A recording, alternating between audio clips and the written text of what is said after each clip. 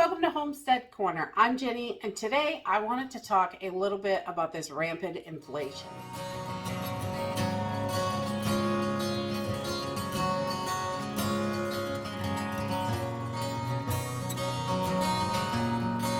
Over the last year or so, we have all been dealing with this crazy inflation on food and gas and heating oil, clothing, shoes, you name it, the price is definitely rising. We have been just hit from every stinking angle, and it's just, things are not getting better. It's just other junk being piled on top, one thing after another, and it's going to cause things to get even worse than they already are. I know a lot of people are already trying to decide between heat and food.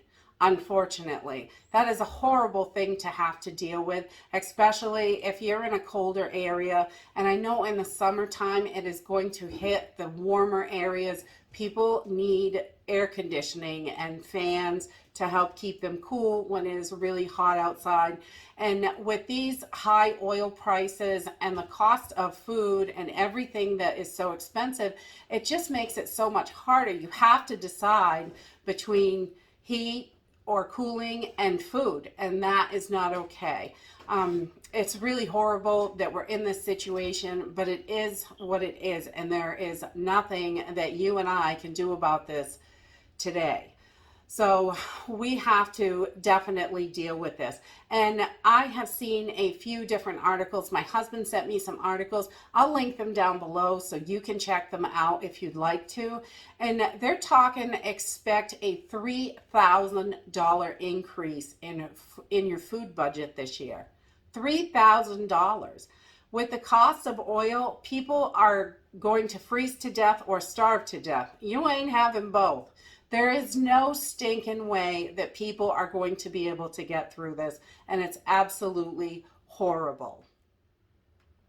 So with the fertilizer shortages, and last week alone, there was a 10% increase in fertilizer.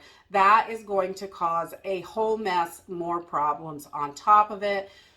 People aren't going to be able to grow, and what they do grow is going to be drastically more expensive. And the experts are saying that this is potentially going to be the worst food scarcity since World War II.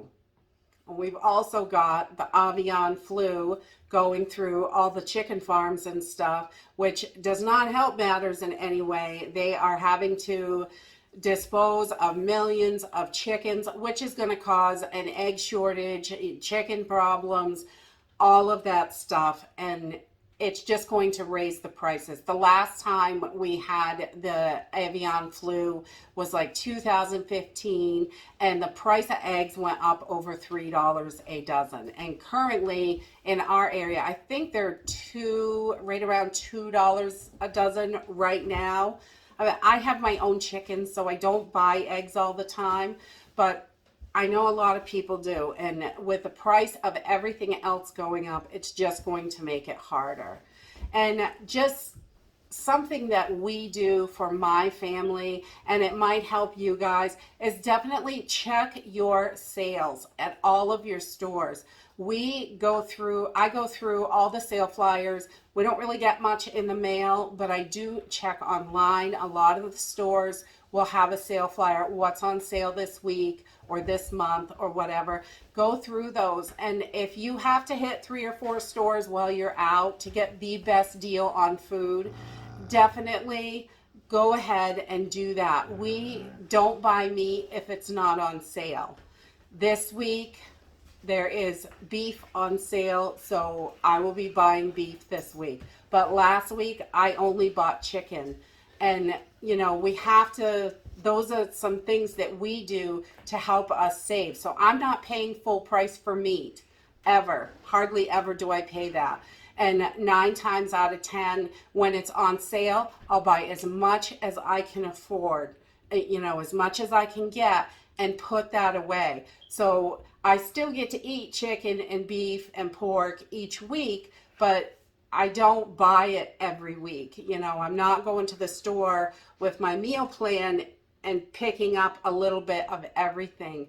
We try, get those fresh vegetables the best you can until you can get your garden going, and definitely start some seeds. Get a garden going, even if it's a couple pots on the patio or something on the porch, a container, a tote, anything that you can grow, herbs in the windowsill, anything to help you save money is going to help you with all of this inflation. So the more you can do and the more self-reliant you can be, it's really going to make a big difference on your standard of living. This next couple of years, I really believe, is going to be so astronomically difficult. And, we look at this stuff like, how did our grandmas get through the Great Depression? Well, I think it's a little bit different now. It's not like it was then. Back then in the Great Depression, everybody knew how to do stuff. They knew how to grow food. They knew how to fix their clothes. They knew how to do that stuff. They cooked at home every day anyway, because there was no fast food places. There was no delivery, no Uber Eats or anything like that. No drive-throughs. So people knew how to do that stuff. And nowadays, a lot of people have no idea how to cook food, how to fix a ripped pair of jeans, how to, grow lettuce, or, they just don't know because they've never had to do it. And I think it's going to be a lot more difficult than it was back then, just because people don't know, unfortunately. And they never had to learn it, so they didn't. So I just wanted to come on for a few minutes and just talk a little bit about this and try to offer some ideas of what we do to help save money and how we are, pushing through this and working on. The more self-reliant you can be, the better off you are definitely going to be. We all need to push for more self-reliance, I think. And we will be working on a bunch of different garden videos, starting seeds, making some fertilizer that you can make yourself at home that's really easy. I've got to wait until it gets a little bit warmer outside so I can do this stuff, because it's just going to freeze out there and it's not going to work until I get a little bit closer. Unfortunately, I'm way up in the north and it's cold. It snowed here last night a little bit. I was watching the flakes. I was like, no, it's March. I'm done with this. I'm ready for spring. And if I could dig through the snow and plant a garden, I'd do it today. I really would. But getting seeds started in the house, anything like that you can do, now is a great time to do it. Plan those gardens out. If you're not quite ready to start putting it into action, plan out what you're going to grow, maybe how much you can grow, where you're going to put beds, what you're going to grow in, anything like that. Now is a great time to do that. And that is it for today. If you like this video, give me a thumbs up, subscribe. I'll see you in the next video. Bye.